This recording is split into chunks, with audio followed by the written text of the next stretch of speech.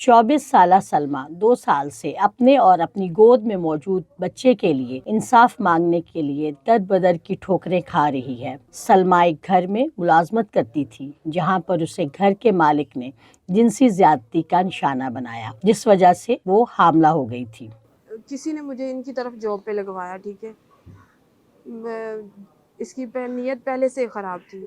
میں اس کے گھر میں جاب کرنے لگی آہستہ آہستہ، ٹھیک ہے۔ پھر جب اس نے دیکھا گھر کوئی نہیں، اس نے گن پوائنٹ پہ میرے ساتھ زیادتی کی، ٹھیک ہے، میری ویڈیوز وغیرہ بنائی، ٹھیک ہے۔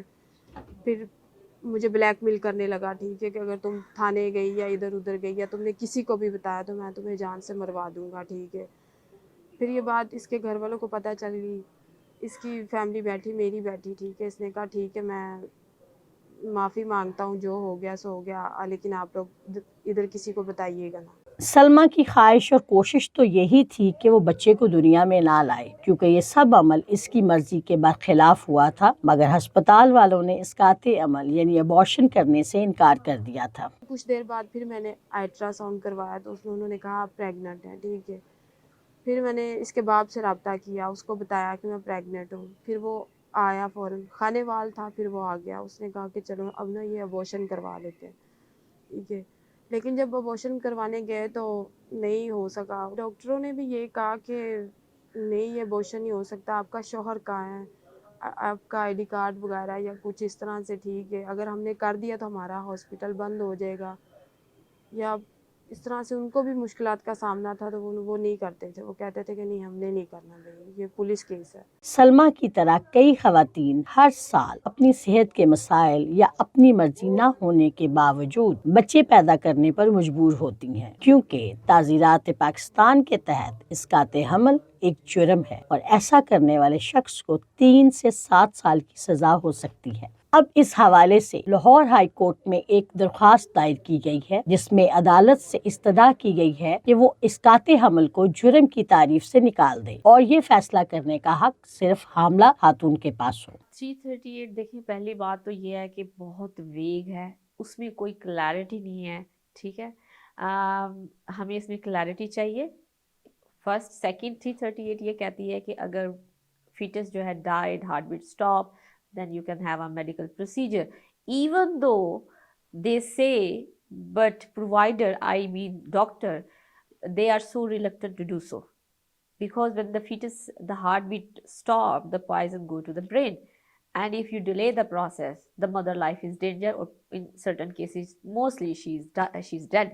پاکستان میں قانون بہت محدود حالات میں اسقاط حمل کی اجازت دیتا ہے اور جنسی زیادتی کا شکار خاتون اپنی مرضی سے ابارشن نہیں کروا سکتی۔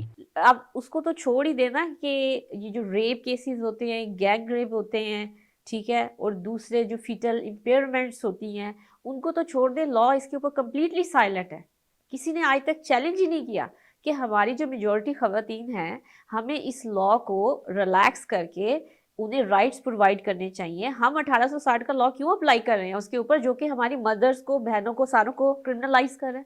واضح رہے کہ جنسی زیادتی کے نتیجے میں پیدا ہونے والے بچوں کو بہت سے مسائل کا سامنا کرنا پڑتا ہے، اور اکثر وہ ولدیت نہ ہونے کی وجہ سے شناختی کارڈ جیسی بنیادی دستاویز حاصل کرنے میں ناکام رہتے ہیں۔ لیکن جو انلیجیٹمیٹ چائلڈ ہے وہ انڈر اسلامک لا بھی اور پاکستانی لا بھی وہ نہ انہیریٹنس کلیم کر سکتا ہے اپنے بایولوجیکل فادر سے، اور نہ ہی مینٹیننس کلیم کر سکتا ہے۔ تو اس میں ایک فیڈرل شریعت کورٹ کا ویو آیا تھا، اس میں انہوں نے کہا کہ یہ مینٹیننس تو کلیم نہیں کر سکتا ہے ایز اے رائٹ، اور نہیں، لیکن یہ ضرور ہونا چاہیے کیونکہ یہ اس کے انلیگل ایکٹ کی وجہ سے دنیا میں آیا ہے، تو یہ اس کی لائبلٹی بایولوجیکل فادر کی ہونی چاہیے as a punishment, not as right. اسقاط حمل کے خلاف قانون کی وجہ سے سرٹیفائیڈ ڈاکٹرز اکثر ابارشن کے کیس لینے سے گریز کرتے ہیں۔ اس وجہ سے خواتین گھروں یا گلی محلوں کے کلینکس میں عطائی ڈاکٹرز یا غیر تربیت یافتہ طبی افراد سے غیر محفوظ طریقوں سے اسقاط حمل کروانے پر مجبور ہو جاتی ہیں۔ وومن ہیلتھ کیئر ہے یا میٹرنل ہیلتھ کیئر ہے، it has got a very bad impact on the woman health, and اس میں یہی کہ اگر کویکس کے پاس جاتے ہیں یا کسی جونیئر ایسے لوگوں کے پاس، مڈ وائفس کے پاس چلے گئے، نرسز کے پاس چلے گئے، جونیئر ڈاکٹرز کے پاس چلے گئے جن کو طریقہ نہیں آتا کرنے کا، تو obviously they can injure any part of the body. اور اس میں جو میرا ایکسپیرینس ہے بیکاز میں نے گورنمنٹ ہاسپٹل میں بھی شیخ زید میں کام کیا ہوا ہے, 27 سال کا ایکسپیرینس ہے وہاں, تو اس میں بھی I have seen maternal deaths happening جو گاؤں سے آتی ہیں. تو اس سے زیادہ سیریس کیا ہوگا, مطلب کہ it's very serious for the maternal life.